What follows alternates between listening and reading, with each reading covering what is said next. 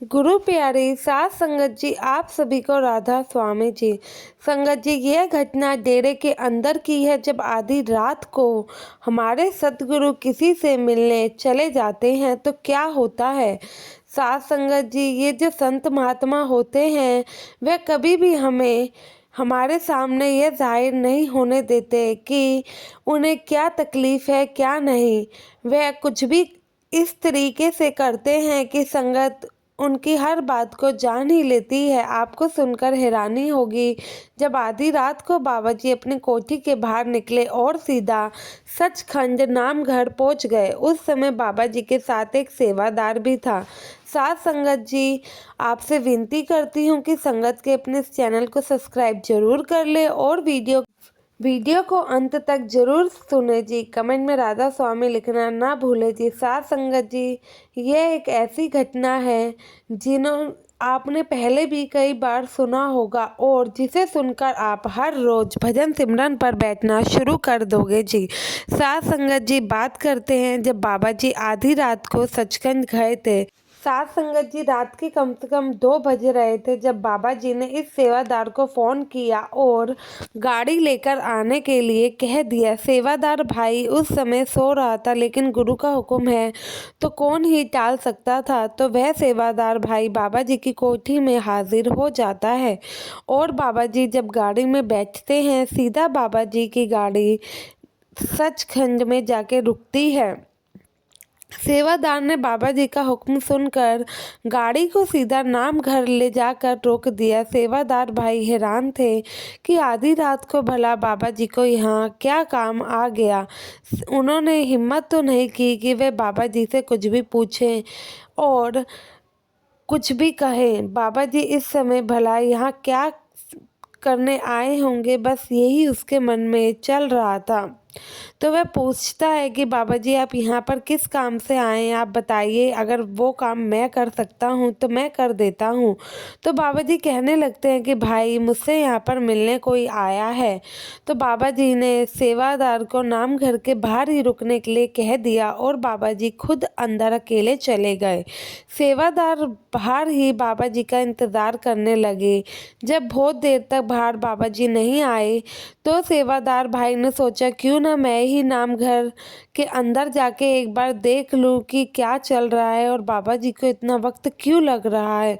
फिर सेवादार भाई को याद आता है कि बाबा जी ने कहा था कि तुम बाहर ही मेरा इंतज़ार करना।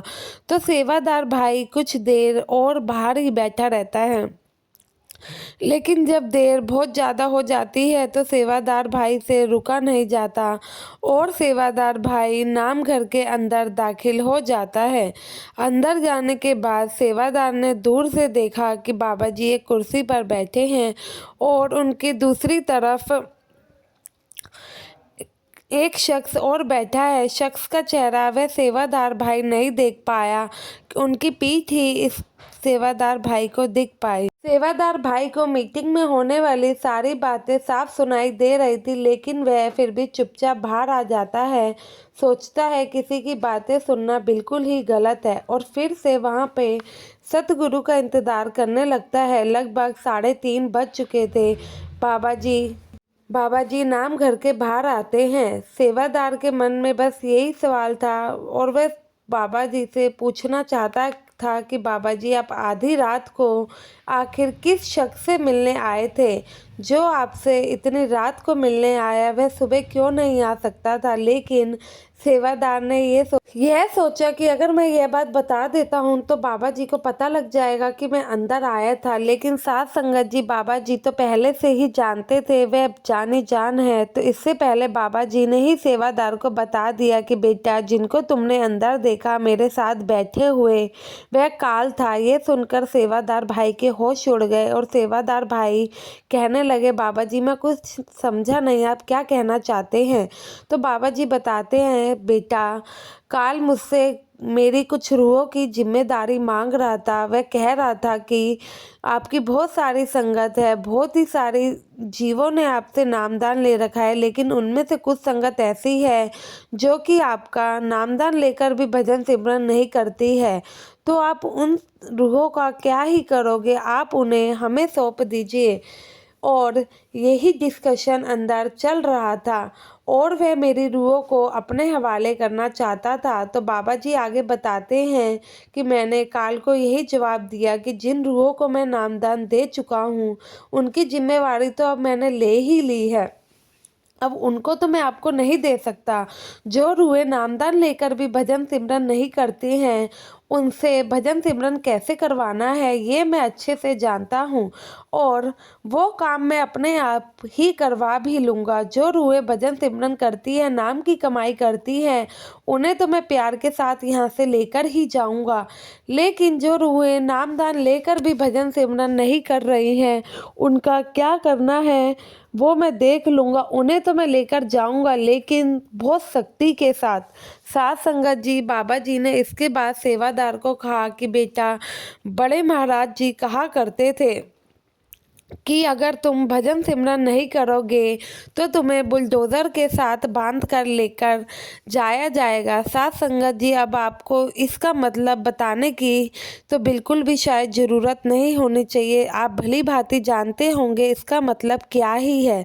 तो साथ संगत जी, इसका मतलब ये है जो रूहें नामदान भजन सिमरन करती है, प्रेम से लेकर जाने का मतलब है कि उन पर ज़्यादा कष्ट नहीं आएगा और वह आसानी से हमारे सदगुरु के साथ चली जाएंगी। लेकिन अब जिन्होंने नामदान ले रखा है, भजन सिमरन नहीं करते हैं, तो उनको बुलडोज़र से बांध कर ले जाने का मतलब ये है कि उन पे किसी भी तरीके का कष्ट आ जाना, कुछ भी उनके साथ बीमारी लगना या फिर आप कुछ भी उसका मतलब समझ सकते हैं, उनके ऊपर कोई ना कोई कष्ट आने लगेंगे और फिर हमें मालिक की याद आने लगेगी। क्योंकि साथ संगत जी, ये तो हमें भी पता है, सुख में हम भले ही इंसान को याद करें ना करें, जब इंसान के ऊपर कष्ट आता है तो ईश्वर की याद तो तभी हमें सताती है, तभी हमें पता लगता है कि हमारे कोई गुरु हैं, तभी हम ज़्यादा से ज़्यादा भजन सिमरन को वक्त देने लगते हैं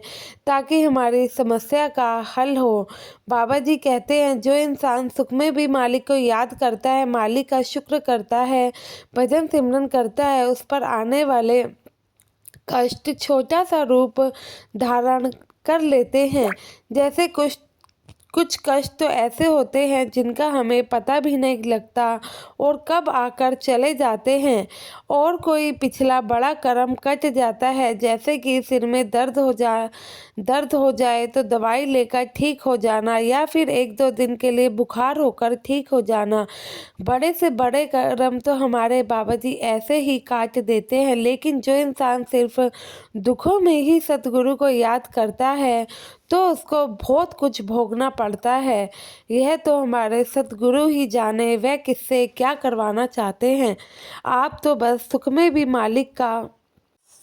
मालिक का नाम सिमरोगे तो कभी भी आप पे कोई दुख नहीं आएंगे। जो इंसान बुरे काम करता है और कभी भजन सिमरन नहीं करता है वह इंसान कभी खुश नहीं रहता है, और जो इंसान अच्छे काम करता है, भजन सिमरन भी करता है, तो उसको बहुत दुख भले ही सहने पड़ते हो, लेकिन अंत में बाबा जी उसके सारे कर्म काट देते हैं। भले ही वह इंसान सारी उम्र दुख काट ले, लेकिन बाबा जी अंत में तो उसे अपने साथ ही लेकर जाते हैं।